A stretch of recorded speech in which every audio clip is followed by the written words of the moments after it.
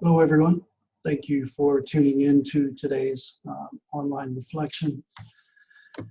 The main reflection will be out of Philippians chapter 4. But before we get into that, I just want to explain to you how I've gotten to it. I'd like to share with you an image.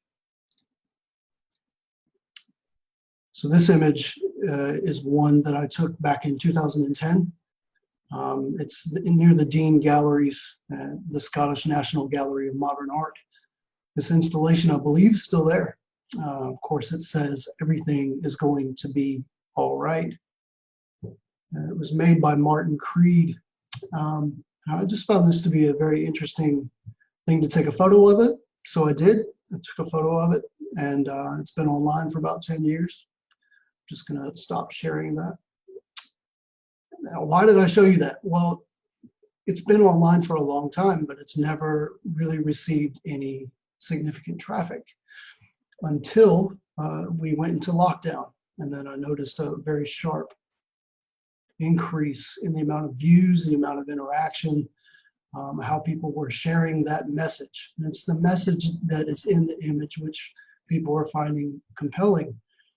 Everything is going to be all right. So I started to think, I wonder if you could do the same thing for Bible verses, because that's where we find our comfort and our reassurance. And sure enough, YouVersion, the Bible app, at the end of every year, they compile a list of the most highlighted, the most interacted with, the most bookmarked verses in the Bible. For the last 3 years, they've kept a record of this, and I'd like to share with you each of the last 3 years individually before we settle on the verse that was the most popular last year. So I'll just share that screen again. So there's the image, and then 2017, it was Joshua 1:9. Have I not commanded you? Be strong and courageous. Do not be afraid. Do not be discouraged, for the Lord your God will be with you wherever you go. In 2018, it was Isaiah 41:10. So do not fear, for I am with you. Do not be dismayed, for I am your God. I will strengthen you and help you. I will uphold you with my righteous right hand. And last year's is Philippians in chapter 4, it's the one that's in bold.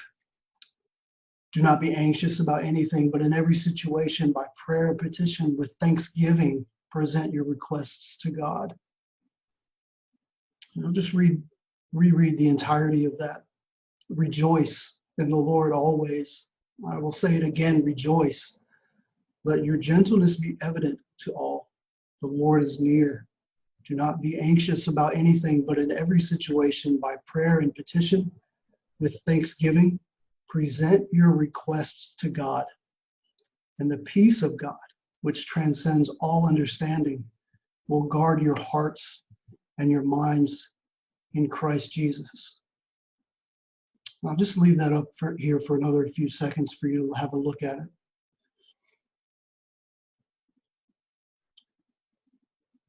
And I think it's incredibly interesting that the verses that have been the most popular are the ones which are all about finding comfort and reassurance in the peace of God. So the overarching theme of Philippians is joy. And Paul writes about all this from prison. Paul is telling us about how we can have joy even in the middle of imprisonment. We might feel like we're imprisoned in our homes, but Paul was actually in prison. It must have been a very uncomfortable situation for him, and yet he encourages an attitude of joy. Twice he emphasizes, he says, rejoice in the Lord always. And it might be difficult for you to do that. So wherever you are just now, Paul goes further. And essentially he says, if you want victory over worry and anxiety, about whatever it is that you're feeling at the moment, this big situation that we're all in. If you want steady rest in God's peace, He gives us a step-by-step prescription. He says, in every situation, by prayer and petition with thanksgiving, present your requests to God. Maybe for each of us, that's the start of a conversation with God. We can tell Him how we're feeling. We can ask for help. We might even decide to tell Him what we're grateful for, because we do have a lot to be grateful for. We should have an attitude of thanksgiving, even in the middle of all of this, these unprecedented times. We still have much to be thankful for. Paul says that by doing this, we'll guard our hearts and our minds through Jesus, who is the author and perfecter of our faith. So I'm going to leave a prayer in the description of this video for you all, similar in the vein of Paul's advice.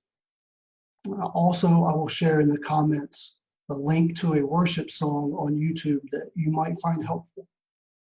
It's called Christ is Mine Forevermore. One of the last verses I really like, it goes like this. It says, "Come rejoice now, O my soul, for His love is my reward. Fear is gone and hope is sure. Christ is mine forevermore." Thanks for listening.